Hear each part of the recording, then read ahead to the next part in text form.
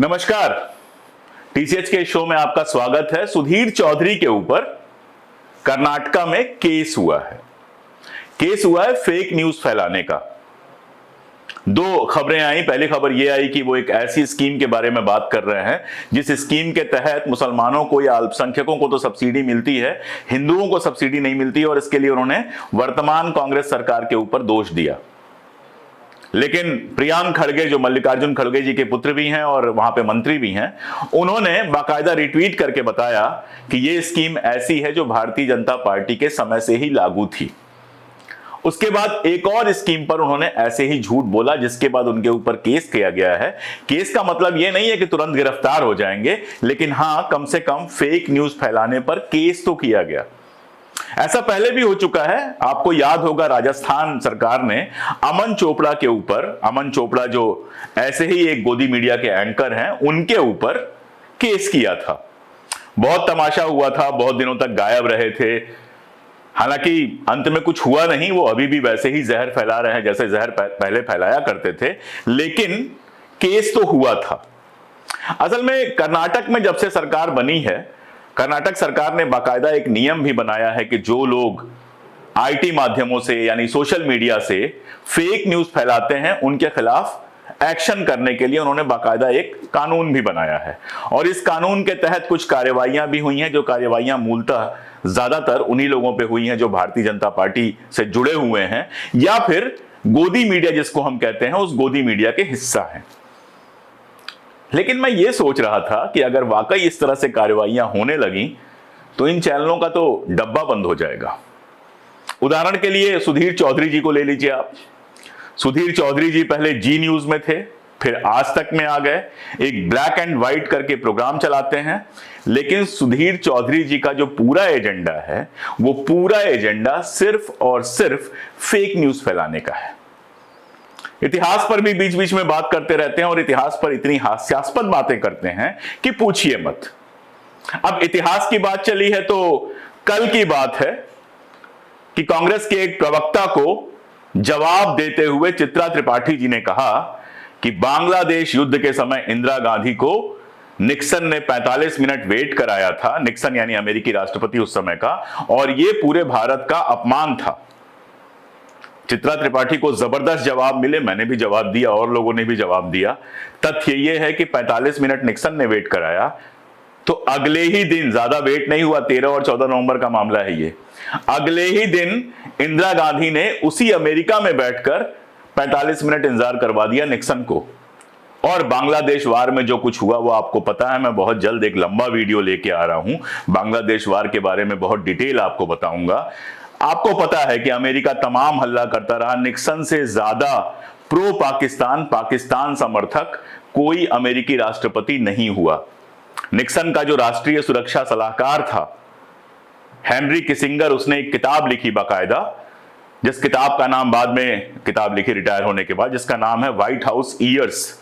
और इस white house years में अगर आप वो हिस्सा पढ़ेंगे जो 1971 हिंदुस्तान पाकिस्तान युद्ध और बांग्लादेश निर्माण पर है, तो आप पाएंगे कि वो खुद ये बात कहता है कि निक्सन का जो प्रो पाकिस्तान टिल्ट था, उससे बाहर के लोग छोड़िए, अमेरिका के लोग ही परेशान थे। अमेरिका के जो बाकी जो लोग थे वो परेशान थे, सत्ता में जो लोग थे वो भी उसकी बात नहीं मान रहे थे। और एक समय ऐसा आया था कि निक्सन और स्टेट डिपार्टमेंट के बीच में तन गई थी। और उसने इंदिरा गांधी के बारे में लिखा है कि इंदिरा गांधी एक शानदार व्यक्तित्व की स्वामिनी थी जो सिर्फ और सिर्फ भारत का हित परस्यू कर रही थी। यानी इतना उदाहरण मैंने इसलिए दिया कि इतिहास पर जो ये लोग बात करते हैं, बेसिकली जो व्हाट्सएप फॉरवर्ड आते हैं और जो इतिहास का नैरेटिव आरएसएस को सूट करता है, भारतीय जनता पार्टी को सूट करता है, या यूं कहें कि जो वर्तमान सत्ता को सूट करता है, उसके अलावा ये लोग कुछ और नहीं लेके आते हैं, इतिहास का भी वही वर्जन लेके आते हैं। और वर्तमान में जो करते हैं वो करते ही हैं। कुछ दिन पहले तमिलनाडु सरकार ने अमित मालवीय के ऊपर भी एक केस दर्ज किया है। आपको याद होगा, उदयनिधि ने सनातन को लेकर एक बयान दिया था और उस बयान के बाद बवाल मच गया था। और ये जो बवाल मचा था, उसके मूल में अगर कुछ था तो अमित मालवीय का एक ट्वीट था, जिसके बारे में उदयनिधि और तमिलनाडु सरकार का मानना है कि उन्होंने इस बयान को तोड़ मरोड़ के पेश किया था। अब केस हुआ है तो आगे क्या होता है देखते हैं। लेकिन एक बात तो है, सोशल मीडिया पूरी तरह से फेक न्यूज फैलाने का अड्डा बन गया है। व्हाट्सएप देख लीजिए, अभी सुबह सुबह किसी ने मुझे एक व्हाट्सएप भेजा जिसमें सुभाष चंद्र बोस और जवाहरलाल नेहरू के बारे में बातें थी, और वो ऐसी बातें थी कि जिन्होंने इतिहास पढ़ा है उनको ये सब पढ़ के या तो हंसी आ सकती है या दुख हो सकता है। इसके अलावा सरकारी नीतियों को लेकर, बाकी सारी चीजों को लेकर दिन रात एक ही एजेंडा होता है कि सरकार को डिफेंड करें। देखिए, सरकार है और सरकार काम करती है तो सरकार की तारीफ करना कोई बुरी बात नहीं हो सकती। लेकिन मीडिया होता किस लिए है? मीडिया होता है दरअसल सरकार की आलोचना के लिए, उन चीजों पर ध्यान दिलाने के लिए जिन पर सरकार से गलती हो रही है। एक उदाहरण देता हूं आप, हम तब युवा थे, बिल्कुल युवा भी क्या, किशोर थे अभी। बोफोर्स कांड आया था, राजीव गांधी के ऊपर, तत्कालीन प्रधानमंत्री राजीव गांधी के ऊपर आरोप लगा कि उन्होंने और उनके करीबियों ने बोफोर्स मामले में जो कमीशन होता है वो लिया है, या बोफोर्स की जो पूरी डील हुई है वो ठीक ठाक डील नहीं है। बाद में जो मुकदमे हुए, जो फैसले आए, उनकी बात बाद में कर लेंगे। लेकिन एक तथ्य तो है कि उस जमाने में इंडियन एक्सप्रेस जो अखबार था रामनाथ गोयनका जिसके मालिक थे, दिल्ली में, इसी दिल्ली से इंडियन एक्सप्रेस निकलता था और दिन रात उसमें विपक्षी नेताओं के बयान भी छपते थे और राजीव गांधी का नाम लेकर आलोचना होती थी। उस समय इतने टीवी चैनल्स तो थे नहीं, अखबार का जमाना था। और इंडियन एक्सप्रेस ही नहीं, छोटे बड़े सारे अखबार जितने थे उसमें अगर सरकार का पक्ष छपता था तो विपक्ष का पक्ष भी छपता था, और उन अखबारों से ही जनता को पता चलता था। आप याद कीजिए, प्याज का दाम इसी दिल्ली में बढ़ा था, भारतीय जनता पार्टी की सरकार थी, सुषमा स्वराज उस समय चीफ मिनिस्टर हुआ करती थी। अखबारों ने, टीवी चैनलों ने प्याज के दाम को लेकर तहलका मचा दिया था, सुषमा स्वराज की गद्दी चली गई थी। महंगाई का मुद्दा अखबारों में, टीवी चैनलों पर हमेशा प्रमुखता से आया है और बहुत दूर जाने की जरूरत नहीं है। 2014 के पहले यही टीवी मीडिया थी, यही अखबार थे, और जब 2G 3G और इस तरह कोयला स्कैम और इस तरह की तमाम सारी चीजें आई तो आप याद कीजिए, इन्हीं टीवी चैनल्स पर लगातार खबरें छपती थी, लगातार खबरें आती थी, सरकार की तीखी से तीखी आलोचना होती थी। और बताने की जरूरत नहीं है कि 2014 के बाद ये सारी चीजें किस तरह से बदलना शुरू हो गई। उसी CAG की रिपोर्ट अब जब आती है और बताती है कि भारतीय जनता पार्टी की सरकार के समय ढेर सारे घोटाले हुए हैं, उज्ज्वला योजना में घोटाला हुआ है, सड़क योजना में घोटाला हुआ है, तो यही टीवी चैनल उस पर डिस्कशन कराने की जगह उसको डिफेंड करने की कोशिश करते हैं, कहते हैं टेक्निकल गलती थी। और सुधीर चौधरी जो हैं वो इसके मास्टर हैं। उनका रोज का जो शो होता है, कई बार ऐसा लगता है, या संभव भी है ऐसा ही होता हो, कई बार ऐसा लगता है कि भारतीय जनता पार्टी या किसी सरकारी दफ्तर में बैठकर उसका एजेंडा तय होता है। अब आप कहेंगे इससे जनता को क्या नुकसान है? जनता को नुकसान यह है कि जनता के मुद्दों पर बात ही नहीं होती है, महंगाई पर बात ही नहीं होती है। अभी बीएड के बच्चों ने मुझसे बात की, उसका वीडियो जल्दी ही आएगा, कि बीएड के बच्चे कितना परेशान हैं। बीएड को प्राइमरी एजुकेशन के लिए जो योग्यता है उससे बाहर कर दिया गया है, और बच्चों का कहना है कि 5-5 साल उनकी जिंदगी के बर्बाद हो गए हैं, अब उनको नौकरी का कोई चांस नहीं है। लेकिन इस पर किसी टीवी चैनल पर कोई बहस नहीं होगी। महंगाई आसमान छू जाती है, लेकिन टीवी चैनल पर कोई बहस नहीं होती है। गरीबी चारों तरफ दिखाई देती है, लेकिन टीवी चैनल पर कोई बहस नहीं होती है। टीवी चैनल पर बैठे हुए एंकर ऐसे बिहेव करते हैं जैसे वो एंकर ना हो, सरकार और भारतीय जनता पार्टी के प्रवक्ता हों। और जब इतने से भी काम नहीं चलता है तो विपक्ष की सरकारों, विपक्ष के नेताओं, या फिर ऐसे लोग जो सरकार के समर्थक नहीं हैं, उनके खिलाफ बाकायदा अभियान चलाया जाता है, बाकायदा फेक न्यूज़ेस प्लांट की जाती हैं, उनका प्रचार किया जाता है। बहुत सारे फैक्ट चेकर हैं, मैं भी इतिहास के फैक्ट चेक करता हूं, आल्ट न्यूज़ अपनी तरीके से फैक्ट चेक करता है, DFO करता है, बहुत सारे लोग फैक्ट चेक करते हैं। लेकिन झूठ आप जानते हैं कि जब तक सच अपने पैरों में, जूतों में तस्मा बांधता है, फीता बांधता है, तब तक झूठ जो है वो दुनिया का एक चक्कर लगा के आ जाता है। जब तक हम तथ्यों की तलाश करते हैं, मेहनत करते हैं, रिसर्च करते हैं और सच सामने लाते हैं, तब तक झूठ व्हाट्सएप के माध्यम से लाखों लोगों तक पहुंच जाता है। जितने लोग उस दिन टीवी चैनल देख रहे होंगे, सुधीर चौधरी का प्रोग्राम देख रहे होंगे, सबको यही लगा होगा कि अरे कर्नाटक सरकार ने आते ही एक ऐसी नीति बना दी जिसमें मुसलमानों का फायदा है और हिंदुओं का नुकसान है, जिसमें सब्सिडी मुसलमानों को मिल रही है, हिंदुओं को नहीं मिल रही है।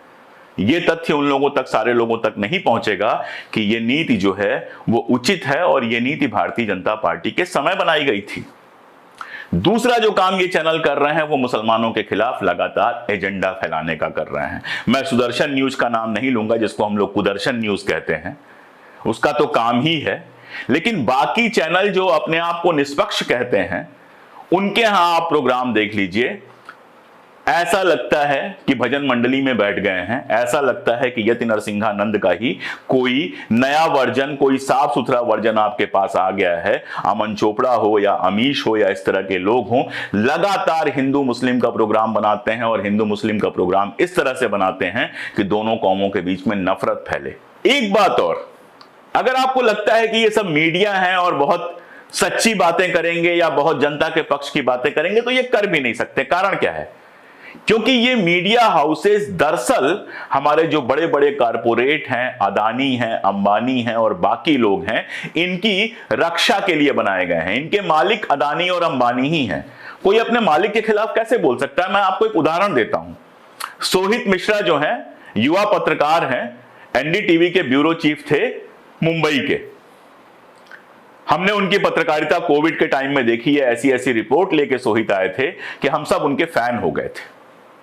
अभी हाल में क्या हुआ, उन्होंने खुद खुलासा किया कि राहुल गांधी की जो प्रेस कॉन्फ्रेंस थी, उसमें संजय पुगलिया जो एनडीटीवी के नए एडिटर हैं, नए आप समझ लीजिए कि सारा कुछ करता धरता है, अडानी ने जब खरीद लिया एनडीटीवी तो उनको बनाया और उनकी बड़ी तारीफ हो रही थी कि संजय पुगलिया तो बड़े लिबरल आदमी हैं। सोहित का कहना है कि संजय पुगलिया ने उनसे कहा कि राहुल गांधी की प्रेस कॉन्फ्रेंस में रकस मचाया जाए, उसमें तमाशा मचाया जाए, उसको डिरेल कर दिया जाए। सोहित ने ऐसा करने से मना कर दिया और इस्तीफा देकर अपना नया यूट्यूब चैनल बना लिया। मतलब क्या है? मतलब यह है कि अदानी और अंबानी जैसे लोगों के जो चैनल हैं वो दरअसल अपने मालिकों का हित देखते हैं और उनके मालिक इस सत्ता का हित चाहते हैं, क्योंकि इसी सत्ता में उनकी सारी की सारी जो भ्रष्ट चीजें हैं वो छुपी हुई हैं। अभी आया अदानी के खिलाफ 2-2 लेख आए। एक मुकदमा हुआ है जिसमें यह बताया जा रहा है कि उनकी जांच के लिए सीबी को जो सीडी और कागजात दिए गए थे वो गायब हो गए। और ये सारा कुछ आपको किसी टीवी चैनल पे नहीं दिखेगा। क्योंकि मालिक का चैनल है, मालिक के खिलाफ कैसे बोल सकता है? इसीलिए यह भी जरूरी है कि इस समय जो ऐसी आवाजें खड़ी हो रही हैं जिनका कोई मालिक नहीं है, जो अपने दम पे काम कर रही हैं, जो सच बोलना चाहती हैं, आप उनका साथ दीजिए। रवीश कहते हैं ना, बंद कीजिए टीवी चैनल, अब सच्चाई यूट्यूब पर है। ढूंढिए उन पत्रकारों को, ढूंढिए उन लोगों को, ढूंढिए उन लेखकों को जो अपनी सही बात आप तक पहुंचा रहे हैं, जो आपकी बात पहुंचा रहे हैं, जो महंगाई, बेरोजगारी और इन सारी चीजों की बात पहुंचा रहे हैं, और उनको देखिए, उनको सब्सक्राइब कीजिए, उनको ज्वाइन कीजिए, उनको सपोर्ट कीजिए ताकि उनकी आवाज खड़ी हो सके। एक बात हमेशा याद रखिएगा कि मीडिया तभी आजाद होकर बात कर सकता है जब मीडिया की अपनी रीढ़ होगी, वो किसी मालिक की तनख्वाह पर नहीं पलेगा। ये जितने नफरती एंकरों का मैंने नाम लिया, इनकी अगर बड़ी बड़ी तनख्वाहें हैं, बड़े बड़े घरों में रह रहे हैं, बड़ी बड़ी कारों से चल रहे हैं, तो ये सब इसीलिए मेंटेन है क्योंकि मालिक खुश है, और मालिक को खुश करने के लिए ये किसी भी हद तक जा सकते हैं। मैं आपको बता दूं कि रवांडा एक देश है अफ्रीका में, वहां रेडियो रवांडा था, और रेडियो रवांडा ने लगातार ऐसी ही नफरत की खबरें वहां के 2 कबीलों के बीच में फैलाई, और नतीजा यह हुआ कि लाखों लोग मारे गए। इसीलिए सुधीर चौधरी हो, अमन चोपड़ा हो, या इस तरह के नफरत फैलाने वाले जो भी लोग हों, इनके खिलाफ कार्यवाही जरूरी है ताकि देश के अंदर सांप्रदायिक सौहार्द जो पहले ही नष्ट हो चुका है उसको और बिगाड़ने से रोका जा सके। तो जो कुछ किया है कर्नाटक सरकार ने या तमिलनाडु सरकार ने, अगर वो अपने किसी लक्ष्य तक पहुंच सके, अगर इनको इनके किए की सजा मिल सके, या फिर कम से कम बाकी जो चैनलों पे लोग हैं उनके अंदर ये डर ही आ सके कि अगर हम फर्जी न्यूज फैलाएंगे, अगर हम नफरती न्यूज फैलाएंगे तो हमारे खिलाफ भी सजा हो सकती है, तो ये कदम मैं उचित मानूंगा। इस मामले में मैं निश्चित रूप से कहना चाहूंगा कि विपक्ष की सरकारें, चाहे वो अखिलेश जी जब सत्ता में रहे हों तब, चाहे बिहार की सरकार नीतीश कुमार जी की और तेजस्वी जी की हो, चाहे कांग्रेस की सरकारें रही हों, ये सरकारें इस मामले में बहुत उदार रही हैं। जो चैनल उनके खिलाफ नफरत फैला रहे हैं उनके खिलाफ कार्रवाई करना तो छोड़ दीजिए, उनको कई बार रेड कारपेट बिछा हुआ हमने देखा है। कई बार देखा है कि वही मुख्यमंत्री जिनके खिलाफ दिन रात ये चैनल जहर उगलते हैं, वो बुलाकर मंच पे उनका सम्मान कर रहे हैं, उनको माला पहना रहे हैं। एक लोकतंत्र में ये बुरा नहीं है, लोकतंत्र में ये अच्छी बात है कि आप अपने आलोचकों का स्वागत कर रहे हैं, लेकिन आलोचना तो हो। फेक न्यूज फैलाने वालों का और जहर और नफरत फैलाने वालों का स्वागत कोई कैसे कर सकता है? इसलिए मैं कहूंगा कि दक्षिण से इस बार एक अच्छी पहल हुई है। मैं बधाई देना चाहूंगा दक्षिण की इन दोनों सरकारों को, तमिलनाडु सरकार को भी और कर्नाटक सरकार को भी, कि फेक न्यूज़ के खिलाफ उन्होंने स्टैंड लिया है और ये स्टैंड और कड़ा होना चाहिए, ताकि चाहे राइट का हो, चाहे लेफ्ट का, चाहे कांग्रेसी हो, चाहे भारतीय जनता पार्टी का हो, फेक न्यूज़ अगर फैलाता है तो उसको सजा हो सके। आज के लिए इतना ही, अगले शो में फिर कुछ और बातें करेंगे। शुक्रिया।